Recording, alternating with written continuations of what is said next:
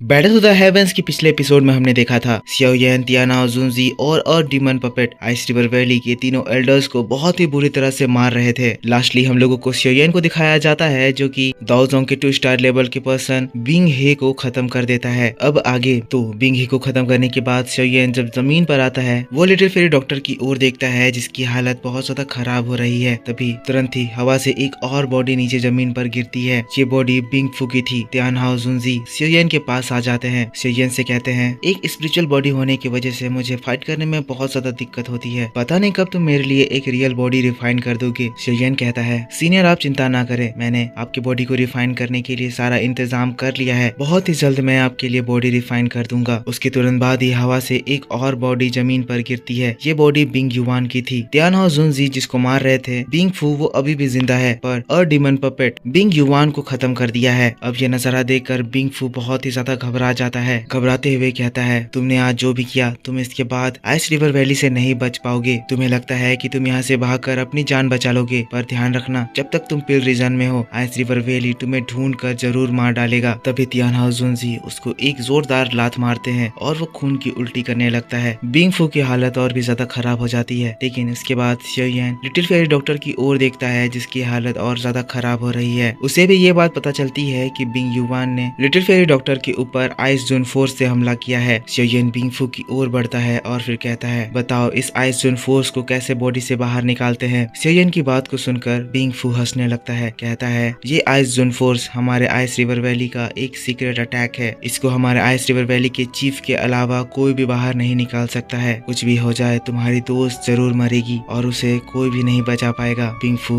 इन लोगों को देखकर सैवेज स्माइल कर रहा है, पर ये चीज देखकर xiao yan उसको एक जोरदार लात मारता है और उसी के साथ बिंग फू की भी जान चली जाती है। अब इसके थोड़ी देर के बाद इन लोगों की सोल इनकी बॉडी को छोड़कर जाने लगती है तो xiao yan उनको 3 जेट बोतल्स में अलग अलग कैद कर लेता है। लिटिल फेरी डॉक्टर की हालत खराब हो रही थी तो सबसे पहले अब xiao yan इस आइस जोन फोर्स को निकालने का डिसाइड करता है। वो लिटिल फेरी डॉक्टर को लेकर फॉलिंग गॉड स्ट्रीम में ही एक दूसरी दूर शांत जगह में चला जाता है। पर फिर से एक बार हम लोगों को इस जगह को दिखाया जाता है जहाँ कुछ देर में बहुत सारे आइस रिवर वैली के लोग आ जाते हैं। जैसे ही वो यहाँ पर पहुँचते हैं यहाँ पर चारों ओर बहुत सारे बिखरे हुए लाश देखते हैं। सभी लोग खून में लथपथ। जिसके बाद उन लोगों की नजर उन तीनों एल्डर्स के ऊपर जाती है। अभी जो ये आइस रिवर वैली के लोगों को लीड कर रहा है उस एल्डर का नाम बिंग सियान है। वो इन एल्डर्स को देखता है और फिर गुस्सा होते हुए कहता है किसकी इतनी हिम्मत और ताकत है कि आइस रिवर वैली के तीनों एल्डर्स को एक साथ मार दे। तभी वहाँ पर आइस रिवर वैली का एक दूसरा डिसाइपल आता है और फिर उससे कहता है एल्डर बिंग सियान जो भी लोग फॉलन गॉड स्ट्रीम में वोफुल पॉइजन बॉडी को ढूंढने के लिए गए थे यहाँ पर उन सारे ही लोगों के कॉर्पसेस हैं। इससे ये बात क्लियर होती है कि इन लोगों को वोफुल पॉइजन लेडी से रिलेटेड पर्सन नहीं मारा है। जिसके बाद ये एल्डर अपने आइस रिवर वैली का एक टेक्निक इस्तेमाल करता है और फिर इन तीनों डेड एल्डर्स के बॉडी से एक एक आइस क्रिस्टल बाहर निकलता है। ये आइस क्रिस्टल में इन लोगों की लास्ट मेमोरी इम्प्रिंट्स थे। एल्डर बिंग सियान उन मेमोरीज को देखता है और फिर xiao yan को आइडेंटिफाई करता है। ये वही लड़का है जो कि कुछ देर पहले फॉलन गॉड स्ट्रीम के एंट्रेंस से इधर घुसा था। बिंग सियान कहता है हमारे एल्डर्स के बॉडी को कलेक्ट करो और तुरंत ही आइस रिवर वैली चलो। जिसने भी इनका ये हाल किया है उन्हें हम लोग बिल्कुल भी नहीं छोड़ेंगे। फिर दोस्तों सीन यहाँ से शिफ्ट हो जाता है और हम लोगों को xiao yan को दिखाया जाता है जो कि एक केव में लिटिल फेरी डॉक्टर का इलाज करने की कोशिश कर रहा है। लिटिल फेरी डॉक्टर जो कि काफी ज्यादा इंजर्ड है xiao yan को देखती है जो कि लगभग 1 साल के समय में दाओजोंग लेवल पर एंटर हो चुका है। xiao yan से कहती है xiao yan तुम दाओजोंग लेवल पर पहुंच चुके हो, इसका मतलब तुम अपने बॉडी के उस पॉइजन स्पॉट से भी छुटकारा पा लिए होगे। xiao yan little fairy doctor को देखता है जो कि इस कंडीशन में भी xiao yan की ही चिंता कर रही है। xiao yan उससे कहता है अभी ये समय नहीं है कि तुम इस बारे में बात करो। जिसके बाद xiao yan सिनलान से कहता है सिनलान क्या तुम्हें इस आइस जोन फोर्स के बारे में कुछ भी पता है। सिनलान xiao yan से कहती है जितना कि मैंने सुना है ये ice zone force ice river valley का एक सीक्रेट टेक्निक है। एक आइस जोन फोर्स को क्रिएट करने के लिए एक पर्सन को एटलीस्ट दाओजोंग लेवल पर होना पड़ता है। आइस जोन फोर्स इतना ज्यादा खतरनाक होता है कि ऐसे बहुत कम ही लोग हैं जो उसको फाइट के दौरान रोक पाते हैं, पर इसको बाहर निकालने की टेक्निक के बारे में मुझे अभी भी कुछ मालूम नहीं चला है। xiao yan थोड़ा सोचता है जिसके बाद फिर कहता है ऐसा तो नहीं ही हो सकता है कि आइस जोन फोर्स को सिर्फ आइस रिवर वैली का चीफ ही निकाल सकता है। जरूर इसको बाहर निकालने का कुछ और भी तरीका होगा। जिसके बाद वो अपनी आंखों को बंद करता है और थोड़ी देर में उसके स्टोरेज रिंग से एक टब बाहर निकलता है। जिसके बाद xiao yan एक रिफाइंड वार्म वाटर निकालता है जो कि xiao yan ने इसी तरह के माहौल के लिए पहले से प्रिपेयर करके रखा था। उसको टब में डालता है और सिनलान से कहता है लिटिल फेरी डॉक्टर के कपड़े उतार कर उसे इस टब में लाओ, मैं इस आइसजोन फोर्स को बाहर निकालने की कोशिश करता हूँ। जैसे ही लिटिल फेरी डॉक्टर ये बात सुनती है वो शर्म से लाल हो जाती है। सियोयन पीछे मुड़ जाता है और उसके बाद जिनलान कपड़े उतार कर लिटिल फेरी डॉक्टर को टब में ले आती है और इसी बात के साथ बैटल ऑफ द हेवंस का ये वीडियो इसी जगह खत्म हो जाता है। तो दोस्तों ये था BTTH की आने वाले नेक्स्ट एपिसोड का प्रीव्यू एक्सप्लेनेशन। आई होप आपको वीडियो पसंद आया होगा। पसंद आया है तो इसके ऊपर एक लाइक कर देना, कमेंट करके बताना कि वीडियो कैसा लगा और जरूर से इसका पिछला एपिसोड देख लेना। इस वीडियो पे भी सपोर्ट दिखाओ ताकि मैं आपके लिए इसका नेक्स्ट पार्ट ले आऊँ। कमेंट में मुझको बताना कि आपको इसका नेक्स्ट नोबल एक्सप्लेनेशन चाहिए या नहीं। तो मैं मिलता हूँ आपसे नेक्स्ट वीडियो में, तब तक के लिए take care, bye bye and thank